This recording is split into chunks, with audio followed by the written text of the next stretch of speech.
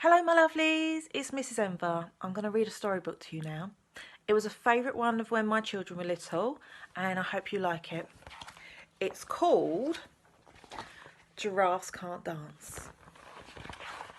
It's by Giles Andrea and illustrated by Guy Parker Rees, and I really love the pictures in this. Gerald was a tall giraffe whose neck was long and slim, but his knees were awfully bandy and his legs were rather thin.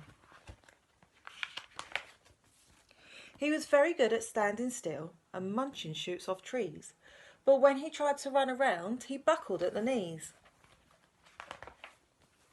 Now every year in Africa they hold the jungle dance, where every single animal turns up to skip and prance. And this year when the day arrived, poor Gerald felt so sad, because when it came to dancing, he was really very bad. The warthogs started waltzing, and the rhinos rock and rolled. The lions danced a tango, which was elegant and bold. The chimps all did a cha-cha with a very Latin feel, and 8 baboons then teamed up for a splendid Scottish reel.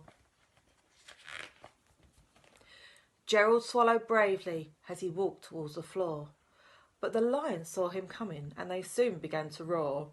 "Hey, look at clumsy Gerald!" The animals all laughed. "Giraffes can't dance, you silly fool! Oh, Gerald, don't be daft!"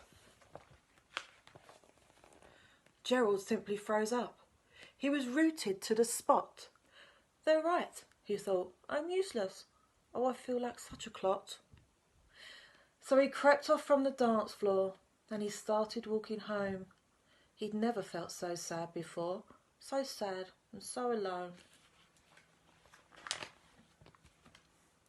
Then he found a little clearing and he looked up at the sky. "The moon can be so beautiful," he whispered with a sigh.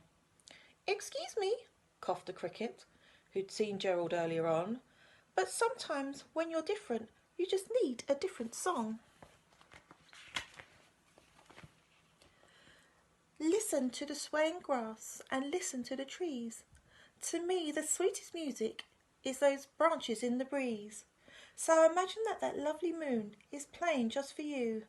Everything makes music if you really want it to." With that the cricket smiled and picked up his violin. Then Gerald felt his body do the most amazing thing. His hooves started shuffling, making circles on the ground. His neck was gently swaying and his tail was swishing round. He threw his arms out sideways, he swung them everywhere. Then he did a backward somersault and leapt up in the air. Gerald felt so wonderful. His mouth was open wide. "I'm dancing. Yes, I'm dancing. I am dancing," Gerald cried. Then one by one each animal who'd been there at the dance arrived while Gerald boogied on and watched him quite entranced. They shouted, "It's a miracle! We must be in a dream! Gerald's the best dancer that we've ever seen!"